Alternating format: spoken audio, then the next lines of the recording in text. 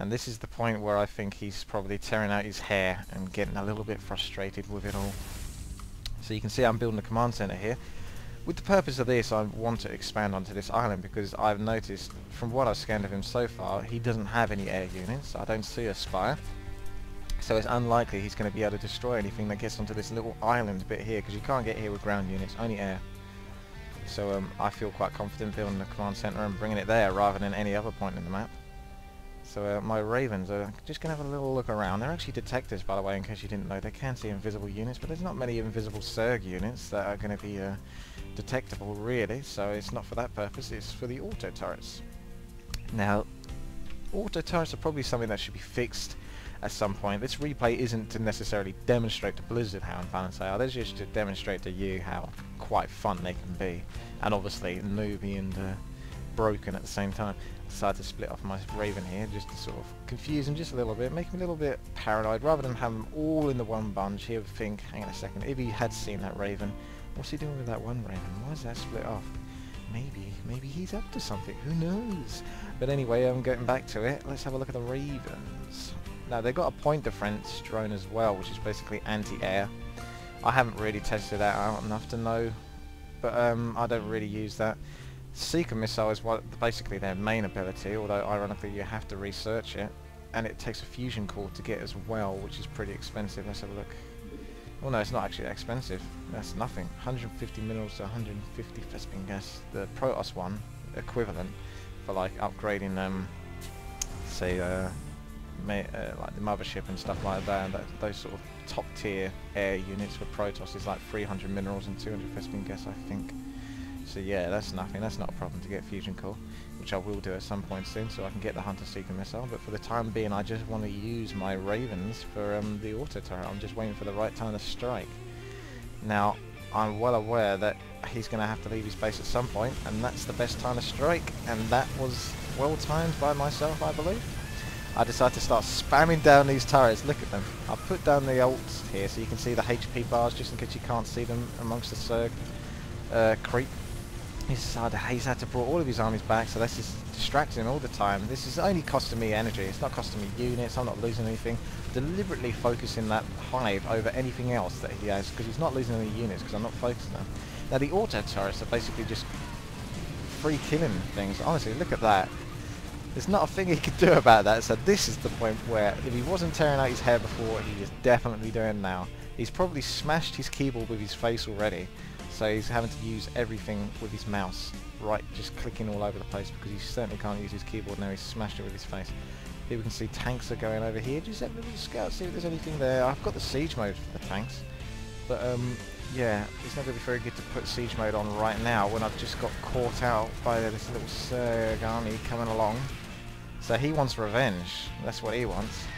Decided to try and put a command center down. I decided to leave that running because I think he's going to go into my main, which he does. So I don't know if I'm going to win this fight or not. But he's going to back up because he certainly can't get past these auto turrets that are just sitting here. Now you see they've got a range of 7 there. Normally they have a range of 6. There's an upgradable ability for them. I think it's in the engineering bay. That's it. It's over here basically, and it allows you to increase the range of the auto turrets, and it also does something else for them. But I don't know what it is exactly. But either way, it just makes auto turrets even more imbalanced. Now this guy is basically sending me a nice warm message in response to my strategy, and he does believe that it would have been preferable if I didn't use this strategy versus him. But hey ho, it's my decision. I am just testing Terran after all. So yeah. I think this is the bit where he just starts to go into a sulk. So I'm going to speed up the gameplay now. Just show you things before I do actually. I've got my command center here, a couple of turrets, just to make sure that if any mutas do decide to come and attack, then they are welcome to try and take on my missile turrets. Here I've just got the rest of my minerals going onto mass marines. When I decide to actually build some more supply depots, then those marines can start coming out. Going to need another command center at some point because all these SCVs are standing still. I've got enough SCVs over this area, so I don't really need to transport any over there really. get more orbital commands, so I can scout the map a lot easier, because that's 2 lots of orbital commands. That'll be 2 lots of 200 energy at some point, and that'll be like 2 lots more scanner sweeps. So just gonna do a little push here. I know he's got this because I did a little scout of that earlier, so I'll make sure that goes down, and then all he's got left is his main, basically. So let's speed up the game.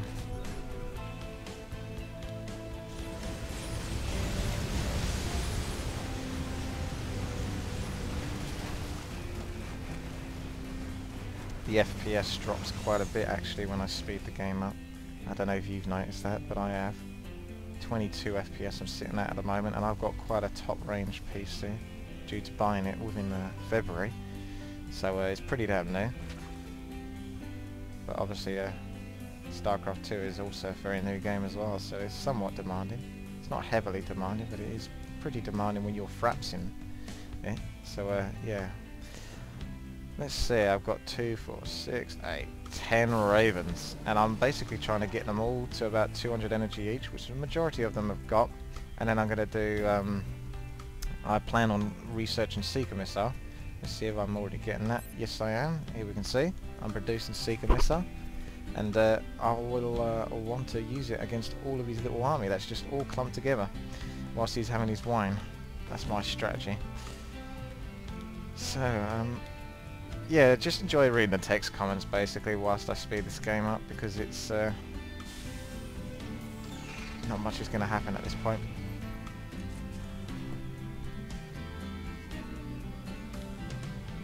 Here we go. I think Hunter Missile is going down. You see these little Hunter Missiles all going down, are honing in on all the army. Look at that. I probably didn't need to use as many Hunter Missiles as I did there, but I just did that for effect because I had that many Ravens. That was the Raven's main ability that you've just witnessed there, Hunter Seeker Missile. It's very, very good against clumps of unit, so particularly against Zerg or other Terran players, because it can do massive damage. It's like a massive AoE really. So anyway, I hope you enjoyed this little silly game. Just me testing out Ravens. Before I did Reapers, now I'm doing Ravens. I'm sure the next replay will be something equally as stupid, until I do get good enough with Terran and confident enough with Terran to start showing you proper games.